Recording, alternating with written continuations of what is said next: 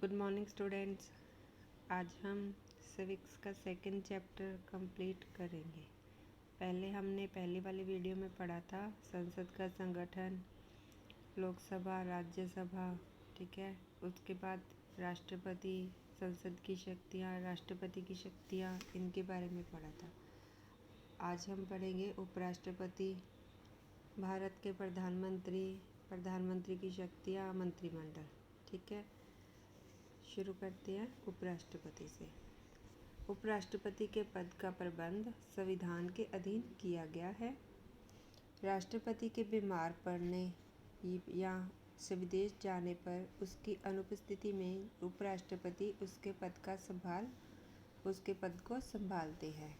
राष्ट्रपति के त्यागपत्र देने पर या उनकी मृत्यु पर राष्ट्रपति जो उपराष्ट्रपति होता है वह राष्ट्रपति के पद के सभी कार्य तब तक करता है जब तक नए राष्ट्रपति का चुनाव जो 6 माह के भीतर होना है वह नहीं हो जाता। उपराष्ट्रपति राज्यसभा का प्रधान सभापति होता है। वह नियमों के अनुसार सदन की कार्रवाई चलाता है। उसके चुनाव की प्रक्रिया राष्ट्रपति के निर्वाचन से भिन्न है। इसका चुनाव निर्वाचक मंडल करता है जिसमें लोकसभा और राज्यसभा के सदस्य सम्मिलित होते हैं। इसका चुनाव 5 वर्ष के लिए किया जाता है। 5 वर्ष से पूर्व संसद बहुमत से हटाई जा सकती है। उसे राज्यसभा के अध्यक्ष के रूप में वेतन मिलता है, ठीक है।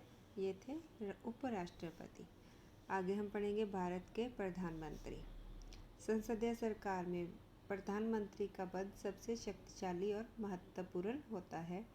हमारे देश की शासन प्रणाली में सबसे शक्तिशाली और प्रभावशील पद प्रधानमंत्री का है। इनकी नियुक्ति कैसे होती है? सबसे पहले पढ़ते हैं नियुक्ति। भारतीय संविधान के अनुसार प्रधानमंत्री की नियुक्ति राष्ट्रपति के द्वारा की जाती है। प्रधानमंत्री और मंत्रिमंडल की कृपा दृष्टि पर तक पदवी पर रह सकते हैं। वास्तव में राष्ट्रपति ऐसे व्यक्ति को जिसे लोकसभा में बहुमत प्राप्त है या लोकसभा में बहुमत दल का नेता होता है उसे प्रधानमंत्री नियुक्त करते हैं। आगे है प्रधानमंत्री की शक्तियाँ। सबसे पहले मंत्रिपरिषद का निर्माण। राष्ट्रपति को प्रधानमंत्री नियुक्त करते समय सरकार बनाने का निमंत्रण देता है। प्रधानमंत्री अपने सहयोगी मंत्रियों की सूची राष्ट्रपति को देता है। राष्ट्रपति इस सूची के आधार पर मंत्री नियुक्त करता है। प्रधानमंत्री किसी को कैबिनेट मंत्री, राज्य मंत्री या उप मंत्री नियुक्त करवा सकता है। यदि प्रधानमंत्री चाहे तो वह किसी सहयोगी को उप प्रधानमंत्री की नियुक्ति भी कर सकता है। विभागों का विभाजन। प्रधानमंत्री के पास मंत्रियों के विभागों के विभाजन का महत्वपूर्ण शक्ति होती है। वह विभागों के विभाजन संबंधी संवैधानिक रूप से पूर्ण स्वतंत्रित है।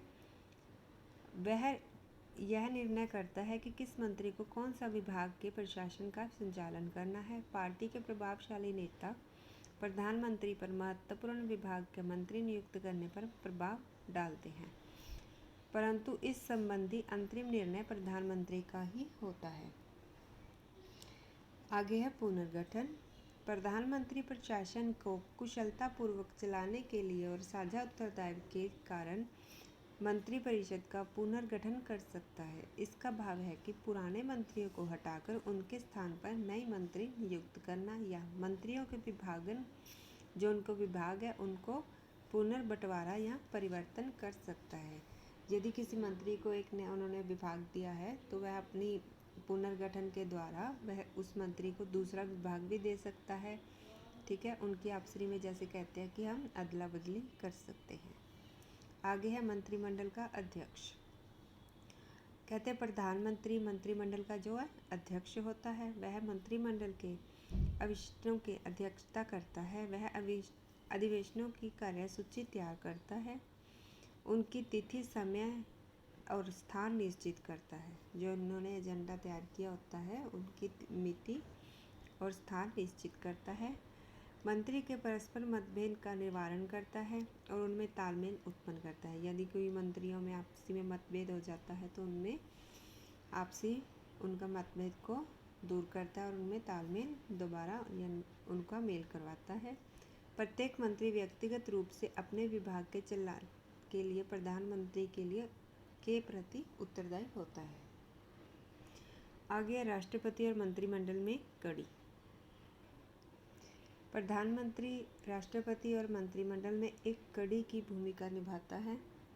मंत्रिमंडल के निर्णय को राष्ट्रपति को अवगत करवाना उनका संवैधानिक कर्तव्य है। राष्ट्रपति प्रधानमंत्री के किसी भी विभाग की सूचना प्राप्त कर सकता है। यदि कोई मंत्री राष्ट्रपति से मिलना चाहे या परामर्श लेना चाहता है तो वह प्रधानमंत्री के द्वारा कर सकता है। दूसरे शब्दों में हम कहें कि राष्ट्रपति और मंत्रिमंडल के सदस्यों में जो मध्यस्थ का कार्य करता है, ठीक है, कौन? प्रधानमंत्री, ठीक है। प्रधानमंत्री राष्ट्रपति और मंत्रिमंडल दोनों के बीच में मध्यस्थ का कार्य करता है, यानी उनके बीच में बिचौलगी जो कहते हैं हम बीच में पढ़कर उनका मेल करवाता है। सदन का नेता। प्रधानमंत्री लोकसभा का नेता माना जाता है। प्रत्येक विपरीत परिस्थितियों में लोकसभा इसके नेतृत्व की इच्छा करती है। प्रधानमंत्री की इच्छा के विपरीत लोकसभा कुछ भी नहीं कर सकती, क्योंकि लोकसभा में बहुमत का समर्थन प्राप्त होता है। वह लोकसभा में सरकार की नीतियों और निर्णयों की घोषणा करता है। अध्यक्ष प्रधानमंत्री के परामर्श से सदन का कार्यक्रम निश्चित करता है। सरकार का अध्यक्ष। राष्ट्रपति देश का अध्यक्ष, परंतु प्रधानमंत्री सरकार का अध्यक्ष है। वह भारत सरकार का मुख्य वक्ता और प्रतिनिधि होता है। उसकी ओर से सदन और जनता के सम्मुख मंत्रिमंडल और सरकार की नीतियाँ तथा निर्णयों की घोषणा की जाती है। वह योजना आयोजन का अध्यक्ष और उसके नेतृत्व में देश की आर्थिक योजनाएं बनती हैं। संक्षेप में हम कह सकते हैं कि वह सरकार का अध्यक्ष है और देश का वास्तविक शासक है, ठीक है। ये थी प्रधानमंत्री की शक्तियाँ। आगे हम पढ़ेंगे मंत्री परिषद। संविधान के अनुसार केंद्रीय कार्यपालिका की शक्तियाँ राष्ट्रपति को सौंपी गई हैं। राष्ट्रपति की ये शक्तियाँ औपचारिक हैं और इनका प्रयोग वह मंत्री परिषद के परामर्श से करता है। मंत्री परिषद देश की वास्तविक कार्यपालिका है। वह प्रधानमंत्री के नेतृत्व में देश के प्रशासन का संचालन करती है। मंत्री परिषद का संगठन। मंत्री परिषद का संगठन पढ़ते हैं। राष्ट्रपति पहले प्रधानमंत्री की नियुक्ति करता है और उसके बाद उसके परामर्श से अन्य मंत्रियों की नियुक्ति करता है। प्रधानमंत्री अपने सहयोगी मंत्रियों की एक सूची राष्ट्रपति के सामने पेश करता है। इस सूची में सम्मिलित व्यक्तियों को राष्ट्रपति मंत्री नियुक्त करता है। राष्ट्रपति अपनी ओर से किसी व्यक्ति का नाम ना शामिल कर सकता है और ना ही सूची में सम्मिलित किसी व्यक्ति को मंत्री नियुक्त करने से इनकार कर सकता है। मंत्रियों की नियुक्ति संबंधी प्रधानमंत्री का निर्णय होता है, जो वो अंतिम निर्णय होता है। आमतौर पर मंत्री परिषद के 4 प्रकार के मंत्री नियुक्त किए जाते हैं: कैबिनेट मंत्री, राज्य मंत्री, उप मंत्री और संसदीय सचिव। कैबिनेट मंत्री सबसे उच्च स्तर के मंत्री होते हैं, जो मंत्री परिषद की अंतिम कमेटी के सदस्य होते हैं। ये प्रशासनिक विभागों के स्वतंत्र अध्यक्ष होते हैं। ये सरकार की प्रत्येक प्रकार की नीति का निर्माण करते हैं। राज्य मंत्री कैबिनेट से निचले स्तर के मंत्री होते हैं, जो कैबिनेट की बैठकों में भाग नहीं लेते। आमतौर पर राज्य मंत्री कैबिनेट मंत्री की सहायता के लिए लगाए जाते हैं। ये कैबिनेट या राज्य मंत्रियों की ओर से सौंपे गए कार्यों का निरीक्षण करते हैं। संसदीय सचिव वास्तव में मंत्री नहीं होते। संवैधानिक रूप में उन्हें प्रशासन संबंधी कोई उत्तरदायित्व नहीं सौंपा जा सकता। इनका मुख्य कार्य महत्वपूर्ण विभागों के मंत्रियों की संसद में सहायता करना है। कई बार प्रधानमंत्री अपनी इच्छा से उप प्रधानमंत्री का चुनाव कर लेता है, जिसकी स्थिति कैबिनेट मंत्री के सामने समान होती है। आगे मंत्रिपरिषद के कार्य।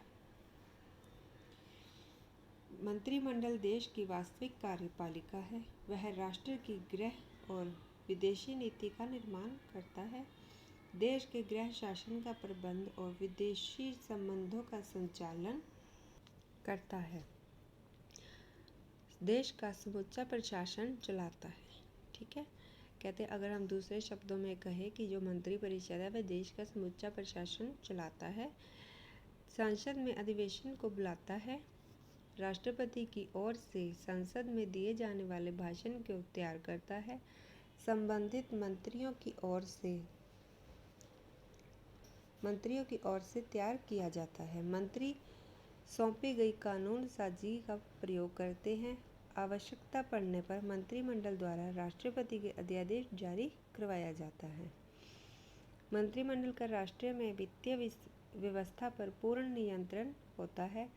वित्त मंत्री हर वर्ष लोकसभा में वार्षिक बजट पेश करता है। मंत्रिमंडल नए कर लगा सकता है या पुराने करों में संशोधन कर सकता है, या इसको कह सकते हैं सुधार कर सकता है, या इसे समाप्त कर सकता है। इनकी औपचारिकता स्वीकृति संसद देती है। मंत्रिपरिषद और मंत्रिमंडल में अंतर। आमतौर पर मंत्रिपरिषद और मंत्रिमंडल में कोई अंतर नहीं समझा जाता, परंतु ऐसा नहीं है। कहते हैं मंत्रिपरिषद एक बड़ी संस्था है जिनमें विशेष जो सभी श्रेणियों के मंत्री शामिल होते हैं, जबकि मंत्रिमंडल मंत्रिपरिषद का एक भाग है जिसको महत्वपूर्ण भाग कहते हैं। इसमें केवल कैबिनेट दर्जे के मंत्री ही शामिल होते हैं। सारे महत्वपूर्ण फैसले मंत्रिमंडल में लिए जाते हैं। मंत्रिपरिषद नीति निर्माण में भाग नहीं लेती। कहते हैं कि मंत्रिमंडल के संसद जो सदस्य हैं मंत्रिपरिषद के मुकाबले अधिक प्रभावशाली और शक्तिशाली होते हैं। ठीक है, आगे है बेटा भारत का उच्चतम न्यायालय सुप्रीम कोर्ट ऑफ इंडिया। लोकतांत्रिक और संघात्मक शासन प्रणाली की सफलता के लिए न्यायपालिका महत्वपूर्ण भूमिका निभाती है। हमारे देश में संघात्मक लोकतांत्रिक प्रशासन प्रणाली है। इसमें न्यायपालिका दो ढंग से महत्वपूर्ण भूमिका निभाती है। संविधान के अधीन लोकतांत्रिक सरकार की स्थापना की गई है और नागरिकों को कुछ महत्वपूर्ण मौलिक अधिकार प्रदान किए गए हैं। लोकतांत्रिक सरकार में एक ऐसी सत्ता होनी चाहिए जो यह यकीनी बनाए कि सरकार नागरिक के अधिकारों का आदर करे और संविधान की ओर से निर्धारित सीमाओं और शक्तियों को पार ना करे। ठीक है, हमारे देश में संविधान के अधीन संघात्मक प्रणाली की स्थापना की गई है। शक्तियों का विभाजन केंद्र और राज्य सरकारों में किया गया है। चाहे इन शक्तियों का विभाजन स्पष्ट है, परंतु फिर भी दोनों में विवाद उत्पन्न हो सकते हैं। कहते हैं कितनी भी ऐसी स्थिति में न्यायपालिका ही विवादों का निपटारा करती है। इस संबंध में हमारे देश का उच्चतम न्यायालय संविधान के द्वारा या उसके अधीन महत्वपूर्ण भूमिका निभाता है। न्यायपालिका की स्वतंत्रता के लिए मूल सिद्धांत है कि न्यायपालिका को विधान पालिका और कार्यपालिका से स्वतंत्र रखा जाए। ठीक है, कहते हैं मोंटेस्क्यू ने इसका नाम शक्ति की बांट का सिद्धांत रखा है। ठीक है, सेपरेशन ऑफ पावर। यदि हम चाहते हैं कि आवश्यकता है कि इसे विधान पालिका और कार्यपालिका से मुक्त रखा जाए, ऐसा प्रयत्न भारत के संविधान के अधीन किया गया है। भारत का उच्चतम न्यायालय बिना पक्षपात के और सरकार के किसी भी अंग के प्रभाव में स्वतंत्र होकर निर्णय करता है। संगठन। हमारे देश में एकात्मक न्याय प्रणाली है। उच्चतम न्यायालय देश का सबसे बड़ा और सर्वोच्च न्यायालय है। इसके निर्णय अंतिम होते हैं और उनके विरुद्ध कहीं और अपील नहीं की जा सकती। इसके विपरीत उच्चतम न्यायालय और उसके जो अधीन न्यायालय हैं उनके निर्णयों के विरुद्ध अपीलें सुनते हैं और निर्णय लेते हैं। आजकल उच्चतम न्यायालय में 25 न्यायाधीश, जिनको हम जज, और एक मुख्य न्यायाधीश नियुक्त करने का प्रबंध है। इनके लिए शर्तें इस प्रकार है: भारत का नागरिक हो, वह कम से कम 5 वर्ष या इसके अधिक उच्च न्यायालयों में न्यायाधीश के रूप में कार्य कर चुका हो और ऐसे न्यायालयों में 10 वर्ष तक वकील के रूप में रह रहा हो। नंबर 3, राष्ट्रपति के विचार में विभेद हो। न्यायाधीश अपने पद पर 65 वर्ष की आयु तक बन सकते हैं। उन्होंने अपने कार्यकाल से पूर्व हटाया जा सकता है। इसके लिए संसद के दोनों सदन अपने कुल सदस्यों के बहुमत से, परंतु उपस्थित और मतदान करने वालों के 2/3 बहुमत से प्रस्ताव पारित करके राष्ट्रपति को भेजे तो राष्ट्रपति न्यायाधीश को हटाने का आदेश जारी कर सकता है। उच्चतम न्यायालय के न्यायाधीशों का वेतन 90,000 और मुख्य न्यायाधीश का वेतन 1 लाख है। सेवामुक्त के पश्चात कोई न्यायाधीश किसी न्यायालय में या सरकारी क्षेत्रों में कार्य नहीं कर सकता। यह शर्त उसकी निष्पक्षता और स्वतंत्रता के लिए आवश्यक समझी गई है। आगे है शक्तियाँ। कहते हैं उच्चतम न्यायालय का कई प्रकार की शक्तियाँ प्राप्त हैं। इनमें सबसे महत्वपूर्ण उसकी प्रारंभिक क्षेत्राधिकार की शक्तियाँ हैं। ठीक है, कुछ मुकदमे सीधे इसी न्यायालय में आरंभ किए जा सकते हैं। ठीक है, इनमें कौन से आते हैं प्रारंभिक अधिकार क्षेत्र में? नंबर 1, भारतीय सरकार की एक और दूसरी ओर एक इनके अधिकार राज्य। ठीक है, या एक से अधिक राज्य हो या एक और सरकार। नंबर 2, भारतीय राज्य के साथ एक या अधिक राज्य, एक और या दूसरी ओर एक या अधिक राज्य। ठीक है, सेकंड पॉइंट देखो बेटा, कहते हैं या तो एक तरफ सरकार, उसके साथ एक या अधिक राज्य, और जो दूसरे पक्ष है उस उधर एक या उसके अधिक राज्य। ठीक है, आगे है बेटा 2 या 2 से अधिक राज्यों में आपसी विवाद हो। अगला है बेटा नागरिकों के मौलिक अधिकारों से संबंधित विवाद,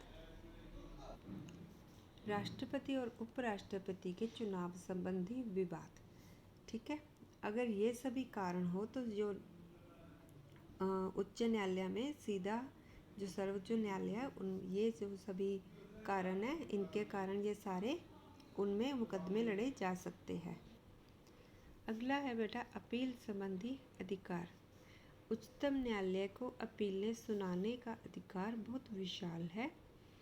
ठीक है, जो हमारा जो सुप्रीम कोर्ट है वहाँ पर सबसे ज़्यादा अधिकार है वह अपीलें सुनने का। ठीक है, यह उच्च न्यायालय के जो उनके निर्णय उनके विरुद्ध संवैधानिक, दीवानी तथा फौजदारी अपीलें सुन सकता है। यह किसी भी न्यायालय या ट्रिब्यूनल की जो ट्रिब्यूनल होते हैं उनके द्वारा दिए गए निर्णयों के विरुद्ध सुनवाई की विशेष आज्ञा दे सकता है। नंबर 3 पर है परामर्श संबंधी अधिकार। कहते हैं भारत का राष्ट्रपति किसी भी कानूनी या संवैधानिक मामले संबंधी उच्चतम न्यायालय में परामर्श ले सकता है। 5 न्यायाधीशों के बेंच ऐसे परामर्श दे सकता है। इसे स्वीकार करना राष्ट्रपति की इच्छा पर निर्भर करता है। नंबर 4 है बेटा अभिलेख न्यायालय, जो उनका रिकॉर्ड होता है। उच्चतम न्यायालय एक अभिलेख न्यायालय है। इसका भाव है कि सभी कार्रवाई और निर्णय परिणाम रूप से प्रकाशित किए जाते हैं। इन निर्णयों के दृष्टांत के रूप में मानना अनिवार्य है। जब किसी न्यायालय को अभिलेख न्यायालय का दर्जा प्राप्त हो जाता है तो उसे न्यायालय का अपमान करने वाले व्यक्ति को दंड देने का अधिकार मिल जाता है। नंबर 5, न्यायिक पुनर्निरीक्षण का अधिकार। कहते हैं उच्चतम न्यायालय के पास न्यायिक पुनरीक्षण का बहुत महत्वपूर्ण अधिकार है। इसका भाव है कि कार्यपालिका के आदेशों और विधान पालिका के कानूनों को उच्चतम न्यायालय संवैधानिक कसौटी पर परखती है। यदि कार्यपालिका द्वारा या कोई आदेश राज्य की विधान पालिकाओं या भारतीय संसद के द्वारा पारित कोई कानून संविधान के अनुसार नहीं है या संविधान का उल्लंघन करता है तो उच्चतम न्यायालय ऐसे आदेश या कानून को संवैधानिक या रद्द करने की घोषित कर सकता है। ठीक है, या उनको सभी को रद्द कर सकता है। इसे न्यायिक पुनर्निरीक्षण का अधिकार कहा जा सकता है। ठीक है, कहते भारत का उच्चतम न्यायालय अपने न्याय पुनर्निरीक्षण अधिकार द्वारा भारतीय लोकतंत्र, संघीय शासन प्रणाली और नागरिकों के अधिकारों की रक्षा करने में सामर्थ्य सिद्ध हुआ है। ठीक है बेटा, यहाँ पर आपका जो सेकंड चैप्टर है वह कंप्लीट होता है। सेंट्रल गवर्नमेंट, ठीक है, इसमें हमने राष्ट्रपति, प्रधानमंत्री, लोकतंत्र प्रणाली कैसे चलती है और उसके बिना उच्चतम न्यायालय के बारे में पढ़ा है। ठीक है, थैंक यू बेटा।